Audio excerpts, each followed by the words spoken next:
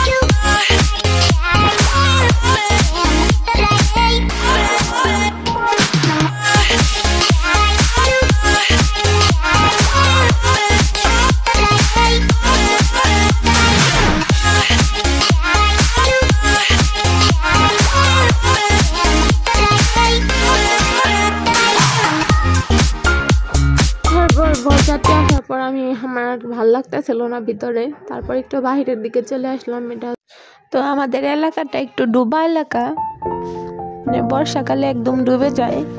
নৌকা ছাড়া চলাচলের কোনো মাধ্যম থাকে না আর কি, মানে গাড়ি চলে যে ওই সড়কটাও আর কি ডুবে যায়, এরকম এই অবস্থা আর কি। তো বছরের 6 মাস আর কি ডুবাই থাকে বেশিরভাগ সময়। তারপর চোখে পড়লো এই যে এই গাছটাকে আপনারা কেউ চিনেন নাকি কমেন্টস করে জানাবেন। ছোটবেলায় এই গাছটি অনেক খেলেছে। এই গাছের পাতা মানে টিপ দিলে টুপ টুপ করে ফুটে, মানে দেখে অনেক ভালো লাগলো। আমিও ছোটবেলার মতো ফোটাচ্ছিলাম। আপনারা যদি কেউ চিনে থাকেন জানাবেন। আমি অবশ্যই গাছটার নাম জানি না, কিন্তু চিনি।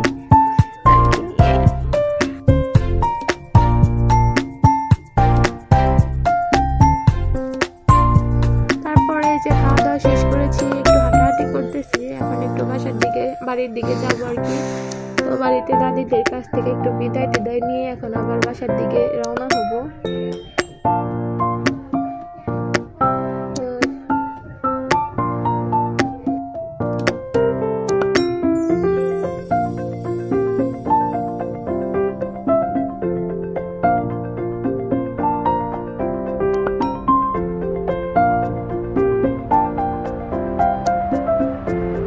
আজকের মতো এ পর্যন্তই, দেখা হবে নেক্সট ভিডিওতে। সে পর্যন্ত আমাদের সাথেই থাকবেন। আল্লাহ হাফেজ। এবং আমার ভিডিওটি যদি ভালো লাগে অবশ্যই লাইক, কমেন্ট, শেয়ার আর সাবস্ক্রাইব করে দিবেন।